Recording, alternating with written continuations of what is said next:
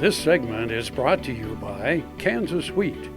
Learn more at rediscoverwheat.org. Welcome to Farm Factor. Let's catch up with Duane and Evelyn Browning Garriss and learn about the impact volcanic eruptions have on agriculture.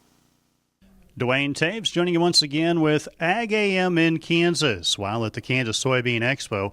An opportunity to catch up with the keynote speakers at the event talking about climate, not necessarily climate change in the big picture of what the national media talks about, but true changes in climate and how it affects producers. We have a chance to catch up with Evelyn Browning Garriss. We'll talk with her son, James, as well. But Evelyn, you talked about some of the things that happen from a volcanic perspective that influence agriculture and weather. Tell us a little bit about what you spoke to those producers with. Well, while the media has been focusing on El Nino, we had a huge volcano go off around Iceland that has really been changing the behavior of the northern jet stream. And if you have had to put up with a nice warm winter, you can say thank you to Bardarbunga, a large volcano that went off on Iceland for 6 months and produced 3 times as much sulfur per day as the average of all of Europe put together.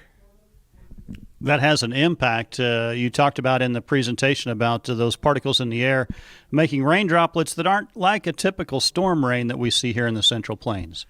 No, what it does is it forms microdroplets.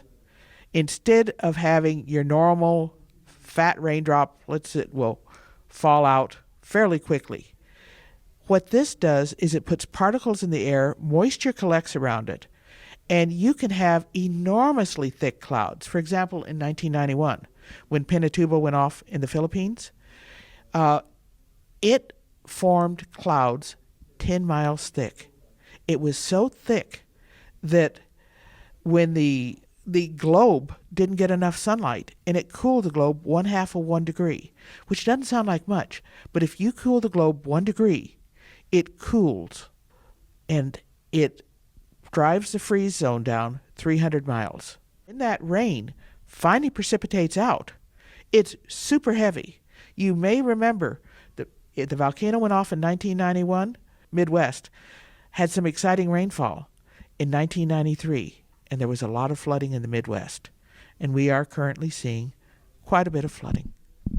You talked about how those temperatures of the ocean impact the ocean flow as well, and that has an impact on the weather in the big picture. Yes, it does.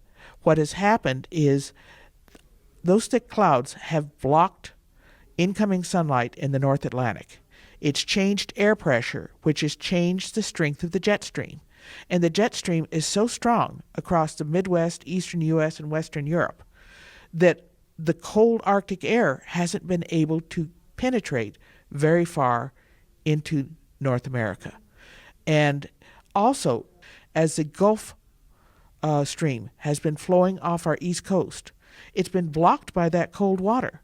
And so it's blocked, it's accumulating, it's gathering more heat, and so we have superheated waters off the Gulf and off the east coast, and that heat is flowing inland. At the same time, the jet stream is keeping cold air out. And this is creating some spectacular temperatures. Our thanks to Evelyn Browning Garriss for joining us here on AGam in Kansas. We'll be back in another segment with James, her son, the third generation to the Browning media family, after this. Folks, stay with us. Duane will be back with James Garriss next on Farm Factor.